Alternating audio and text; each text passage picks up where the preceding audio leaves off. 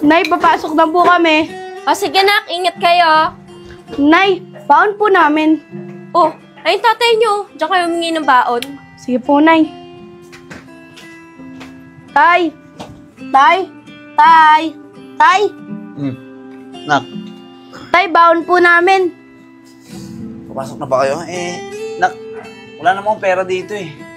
Doon na lang muna kayo humingi sa nanay niyo ng baon. Tay, sabi din ni nanay, sa inyo kami humingi. Ano kasi kung pera dito eh. Juliet! Juliet! Bigyan mo na nga muna ng baon tong dalawang bata. Papasok na raw eh. 100 na lang pera ko dito, pambili na lang ng ulam natin to mamaya eh. Sige na, bigyan mo na muna. Parang naman may baunin tong dalawa. Huwag kang mag-alala. Didiskarte na lang ng pambiling ulam natin mamaya. Yan ka na naman eh. Kagabi, ginabi ka pero wala ka namang kinita. Malas kagabi. Wala man lang masyadong pasero. Sige na, bumangon ka na dyan.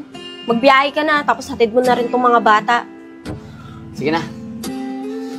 Umilis na kayo, hatid ko na lang din muna kayo bago ako bumiyahe. Tara. Sige po. Sige na mga anak, mag-iingat kayo. Salamat po, Nay.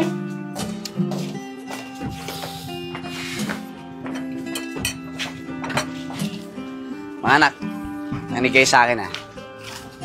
Pagbutihin niyo yung pag-aaral niyo ha. Para naman, pagkatapos ng pag-aaral niyo, makahanap kayo ng magandang trabaho. Hindi katulad ko. Nakikinig ba kayo sa akin? Opo, Tay. Gagawin po namin lahat para makapagtapos ng pag-aaral. Tama yan. Tsaka pinapangako ko sa inyo, nagagawin namin lahat ng nanay niyo. Makatapos na kayo ng pag-aaral. Maraming salamat po, Tay. Tara na. Hatid ko na kayo. Makamalate pa kayo sa pagpasok sa eskwela.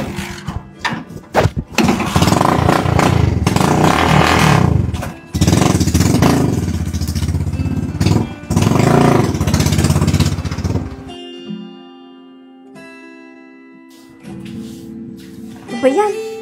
Saan na ba yung lalaking yun? Nung oras na, wala pa kaming ulam.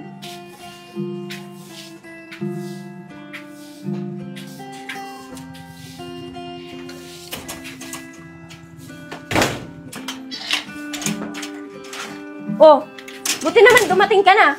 Anong oras na? Wala pa rin tayong ulam. Ano, may kinita ka ba? Oh, ito. 200. Pwede na siguro yan. Sa ngayon, pwede to. Para may pang-ulam na tayo hanggang mamayang gabi. Pero magbiyahe ka pa rin. Para may pangbaon yung mga bata bukas. Oh, sige. Mabiyahe ulit ako mamaya. Pumili ka na muna ng ulam. Diyan ka muna. Pupunta muna ako sa kumpare ko. Itatanong ko baka may pwede akong pasukan eh. Hindi nakita sa pasada. Sige, bibili na rin muna ako ng ulam. Sige na. Pagka nakabili ka ng ulam, huwag mo na ako antayin, kumain ka na.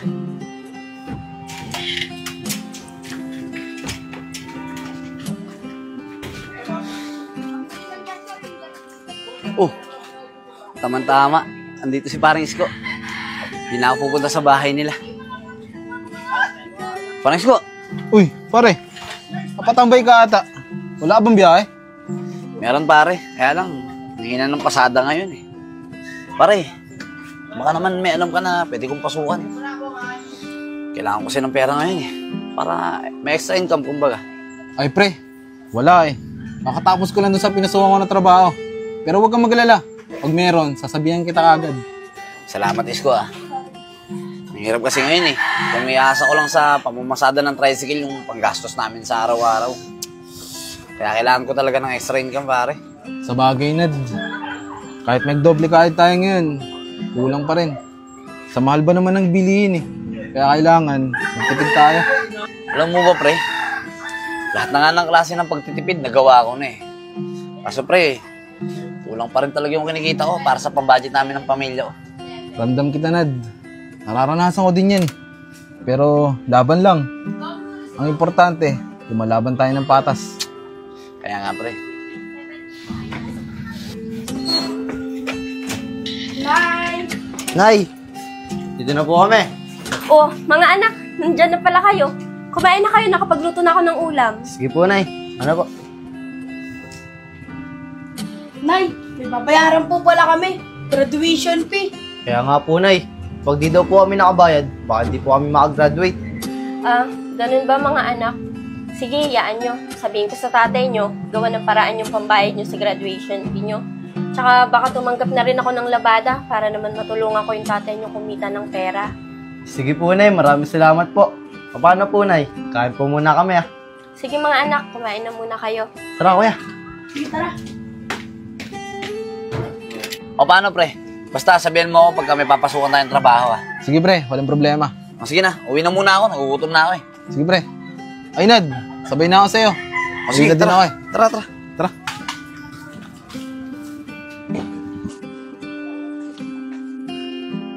Juliet? Juliet? Nandiyan na ba yung mga bata? Nakauwi na ba? Oo, nasa taas na nagpapahinga na. Nasaan yung pagkain? Kakain ako? Siya nga pala, Nad. May pag-uusapan tayo. Tara. Oh, bakit? Ano naman ba yan? Kasi Nad, nagsabi yung mga bata, kailangan na daw nilang magbayad ng graduation fee nila. Kasi pag di daw sila nakabayad, di daw sila makakaakyat ng stage. Baka hindi sila pag-graduating. Tsaka, nag-chat na rin si Ate Onang sa akin. Kailangan na daw nating magbayad ng upa dito sa bahay. Kailangan na din daw natin magbayad ng kuryente at tubig. Ba yan? Sabay-sabay pa. Pero, Nad, huwag kang mag-alala. Tutulong naman ako eh. Tatanggap ako ng mga labahin para naman makatulong ako sa gastusin dito sa bahay. Salamat ah. Alam mo, ginagawa ko naman lahat eh, para patustusan yung mga pangangailangan natin dito sa bahay. Tsaka, kahit nga magdoble kahit ako eh. Pagbiyahe ko kahit madaling araw, para lang magkasya yung kinikita ko sa mga gastusin dito sa bahay. Ako ba, Nad? Ayos lang yan. Kailangan natin dito magtulungan para masolusyonan agad natin yung mga problema natin dito sa bahay. Maraming salamat, Juliet ah. Sige, kumain ka na dun. Sige na. Tataas din muna ako. Sige, kaya mo na ako. Sige. Juliet, alis na ako. Nad, aga mo ah. Nagluto pa lang ako eh. Kailangan ko umalis ng maaga eh. Para naman kumita ko ng maayos ngayon. Kabawas man lang tayo sa mga bayaran dito sa bahay. Nagsabay-sabay kasi. Hindi ka man lang ba mag-aalmusal o magkakape muna? Hindi na siguro. Sa mga dadaanan nila. Siya nga pala, baka gabi na ako pag-uwi mamaya. O sige Nad, basta mag-iingat ka ah. Sige na. Yung mga bata, ikaw na bahala. Pakainin mo pagkagising nila. Sige, ako nang bahala sa kanila. Sige na, biyahe na ako. Sige, ingat.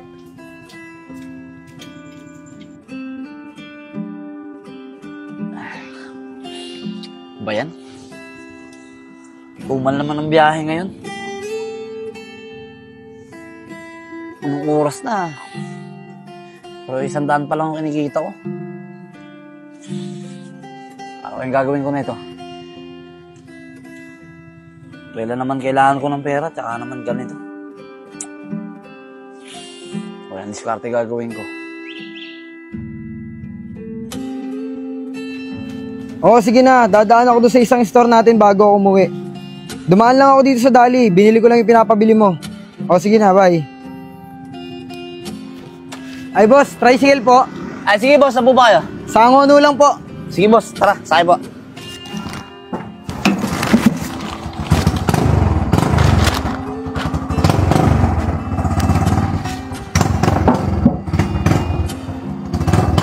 Boss, tara na po. Ay, sige po.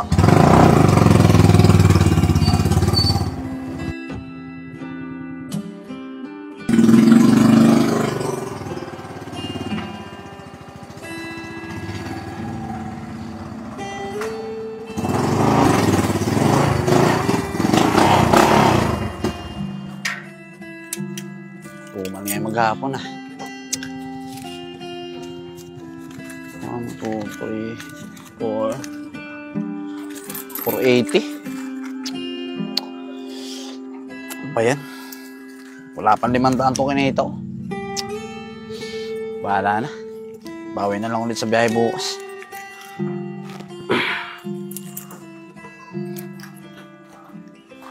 Tagal na nga lang yung 4-seater. Tatambayan pa ng mga bata. Bag? Kanina naman kayang bag to? May ID kaya? Para sakaling maibalik. Uy!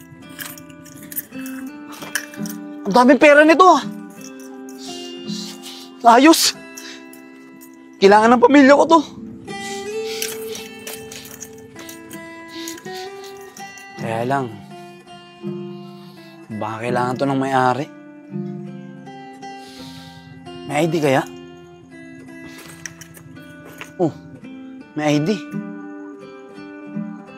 Ito yung sinakay ko kanina papuntang Angono ah. Babalik ko kaya? Nagsabi yung mga bata, kailangan na daw nilang magbayad ng graduation fee nila. Kasi pag di daw sila nakabayad, di daw sila makakaakyat ng stage. Baka hindi sila pag-graduatein. Tsaka, nag-chat na rin si Ate Onang sa akin. Kailangan na daw natin magbayad ng upa dito sa bahay. Kailangan na din daw natin magbayad ng kuryente at tubig. Hindi. Mas kailangan to ng pamilya ko. Hindi ko ibabalik to.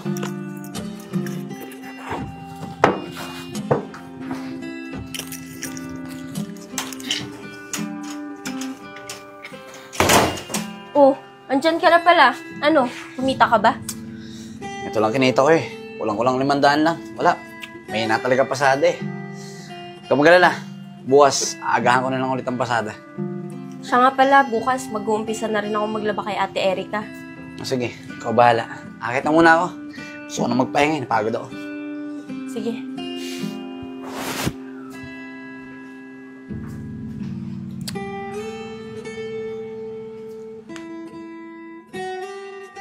Enchong, Beans! Bumaba nga kayo dito! Pababa na po, Nay. Di ba wala kayong pasok ngayon? Opo, Nay. O sige, dahil wala kayong pasok ngayon, maglinis muna kayo dito sa bahay habang nasa trabaho kami ng tatay nyo, ha? Sige po, Nay. Kami na po bahalan ni Kuya Enchong dito sa bahay. At saka pasabi na lang din sa tatay nyo na umalis na ako at maglalaba na ako. May pagkain na rin dyan, kumain na lang kayo pag nagutom kayo, ha? Sige po, Nay. Ingat po kayo. Maraming salamat po. Sige, dito na ako, ha? Ingat kayo dito sa bahay. Tara, Kuya Enchong. Linis na tayo. O, sige.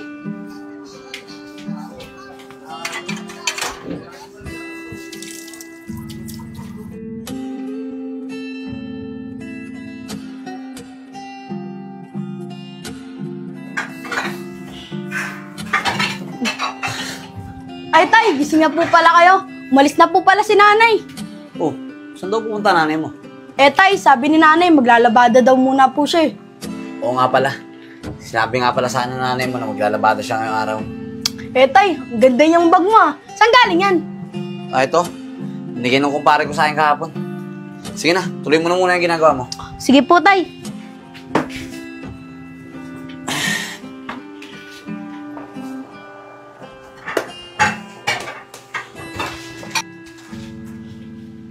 Enchong, Bakit?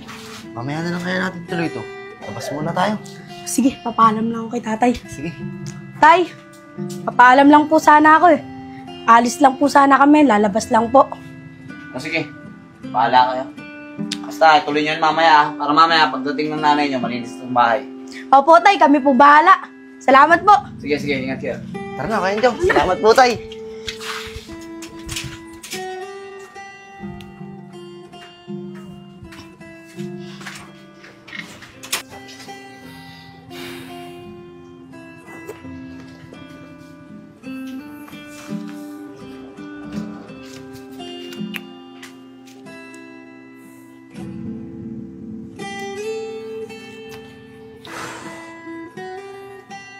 Ano kayang gagawin ko dito?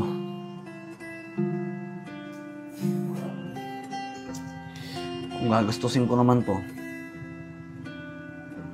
baka mamaya, mas kailangan to ng tunay na may-ari. Pero hindi eh. Sa laki ng pera na to,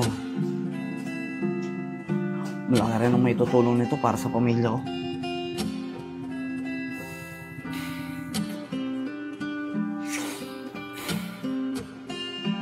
Guguluhan ako.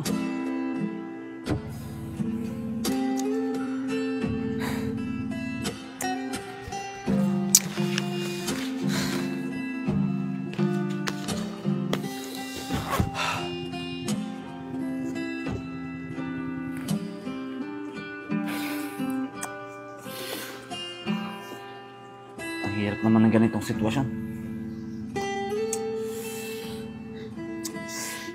Bahala na nga.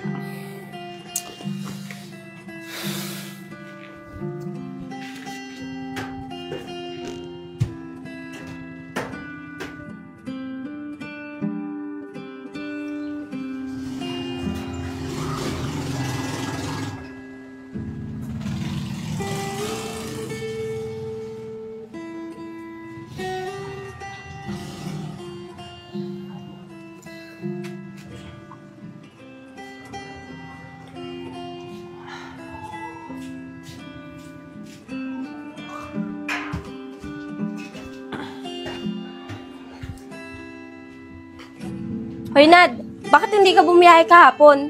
Alam mo namang naghahapit tayo ng pera, di ba? Alam mo namang magbabayad tayo dito sa bahay at saka yung tuition fee ng mga bata at saka ka naman hindi bumiyahe. Eh, wala eh. Sira yung tricycle kahapon. Kaya hindi ako nakabiyahe. Oh, sira pala eh. Bakit hindi mo ipagawa? Kaya nga ako nagtrabaho para matulungan ka. Tapos ano, iaasa mo sa akin lahat? Oo na, sige na. Papagawa ko mamaya. Kapag ka nagawa, babiyahe ko.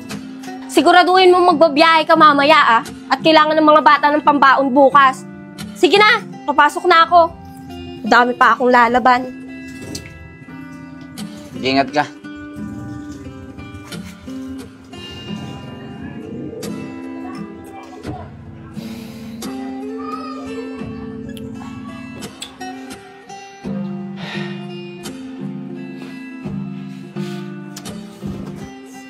Palabas nga muna.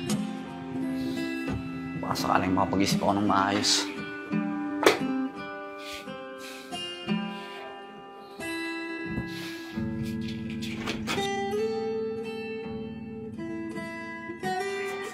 Sana nandiyan si paring Isko. Uy, sakto. Paring Isko.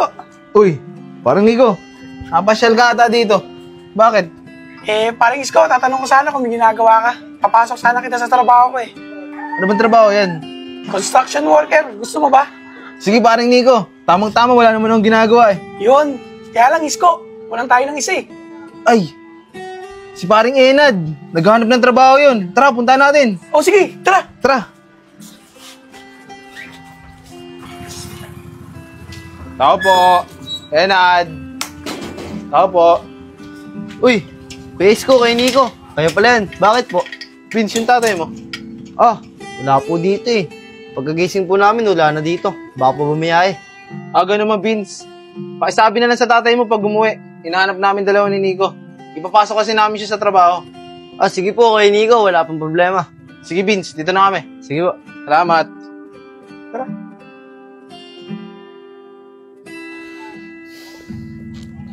Ano kaya? Ibalik ko kaya to?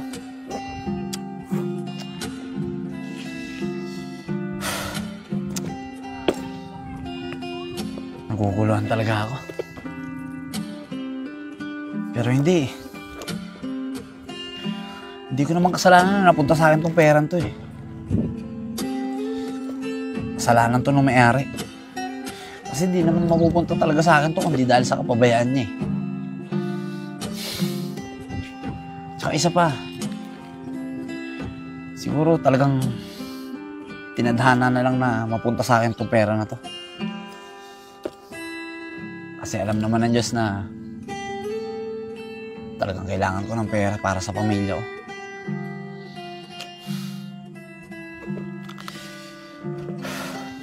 Kung gastusin ko man to, hindi niya naman malalaman eh. Tsaka isa pa, di niya naman alam na nasa akin tong pera niya eh. Bakit ba ano mo problema? Eh pera na to oh. Gagastusin ko na lang. Tsaka, di ko naman ninakaw to eh. Di ko na kasalanan na nawalan siya ng pera.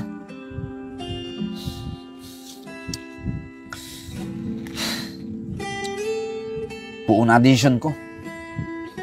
Gagamitin ko to para sa pangangailangan ng pamilya ko at para sa pag-aaral ng mga anak ko. Tama. Ganun na lang siguro gagawin ko.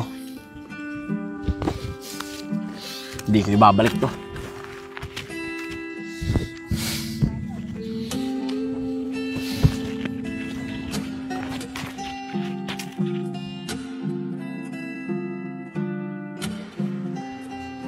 Uy, Nad, may problema ka ba? Ilang araw ko na kasing napapansin na hindi ka bumabiyahe. Tsaka ilang araw ka na rin tulala dyan sa may pintuan. Kung may problema ka, sabihin mo sa akin, pag-usapan natin. O sige, mag-uusap tayo. Antayin mo ako dyan, may kukunin lang ako.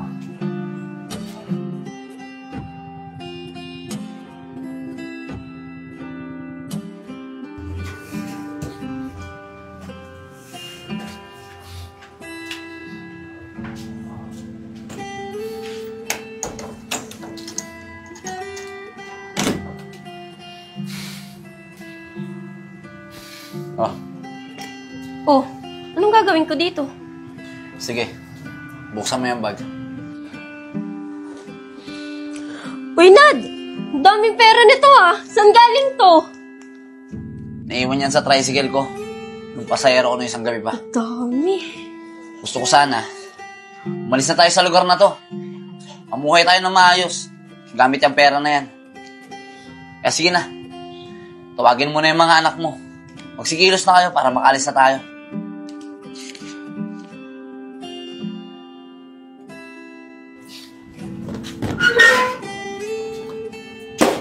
Tao po!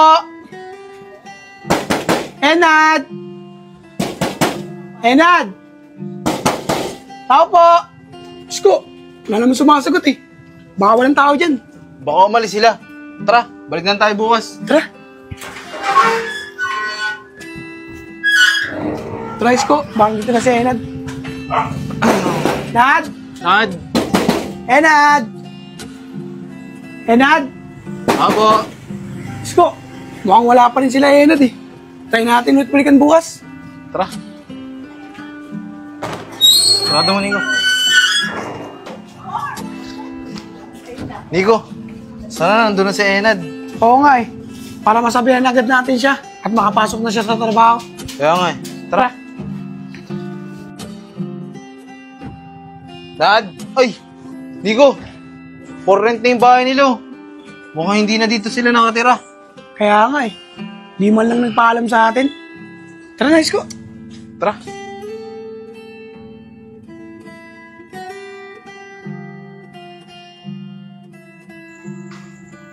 Isko, ang tagal na natin walang trabaho, no?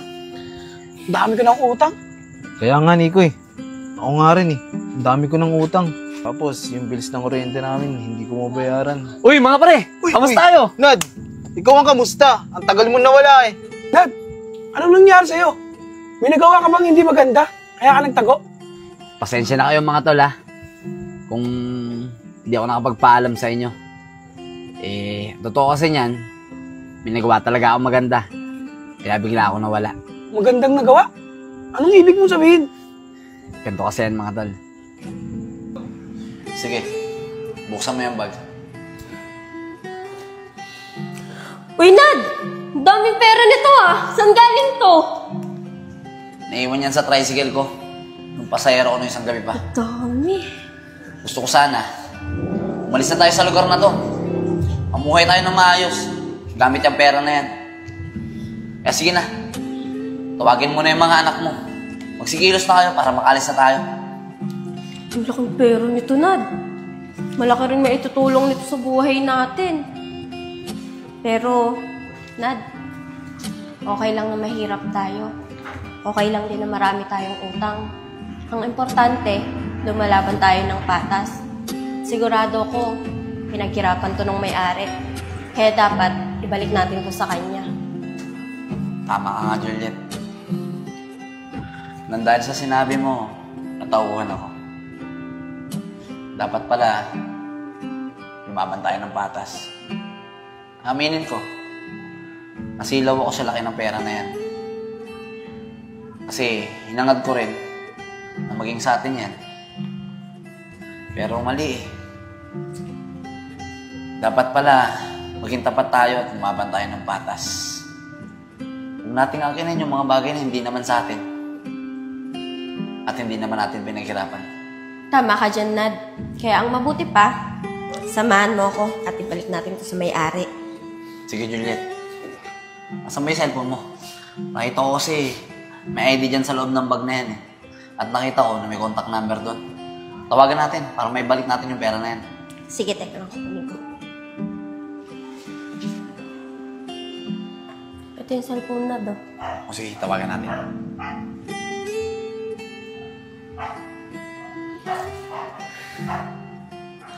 Hello, boss? Boss, ako po yung tricycle driver na sinakyan nyo nung isang gabi. Nasa akin po yung bag nyo na may lamang pera. Juliet, nag-text na ba sa'yo yung may-ari nitong bag? Oo, nag-text na sa akin yung kanina eh. Sabi niya malapit na daw siya. Oh, eto na pala eh. Ay, sir. Ma'am, magandang gabi po. Pasensya na po kung medyo na-late po ako. Okay lang po yun, sir. Sir, siya nga pala. Ito po yung bag na naiwan nyo dun sa tricycle ko. Tsaka, sir, pa-double check na lang po. Pero, sir, pinapangako po namin sa inyo na di po namin ginalaw yung perang nandyan sa loob. Maraming salamat po sa pagbalik ng bag ko. At saka, hindi ko na kailangan i-double check yung laman na pera nito. Sa pagbalik nyo pa lang ng bag ko, dun pa lang alam ko na mabuti kayong tao. Dahil kung may interest kayo dito, hindi nyo na ibabalik sa akin tong bag ko. At saka, matanong ko nga pala, buti hindi po kayo nasilaw sa laman ng bag na to. Sir, aminin ko po. Asilaw po talaga ako sa laman ng bag na yan. Pero nang dahil po dito sa asawa ko, nalinawan po ako. Kahit po gaano kahirap ang buhay, at kahit po kailangan namin yung laman ng bag nyo, hindi po nagdalawang isip yung asawa ko na ipabalik sa inyo yan. Kasi alam po namin na yun ang tama. Ang maging tapat at lumaban ng patas. Salamat sa inyo dahil napakabubuti yung tao. At nabanggit mo nga pala kanina na naghihirap kayo kaya muntik ka na masilaw sa laman ng bag na to. Matanong ko lang, may mga trabaho ba kayo? Eh sir, ako po sir, tricycle driver po ako. At ito naman pong asawa ko, tumatanggap po ng labada. Kaso sir, hindi pa rin po talaga sumasapat eh. May mga anak po kasi kami na pinag-aaral.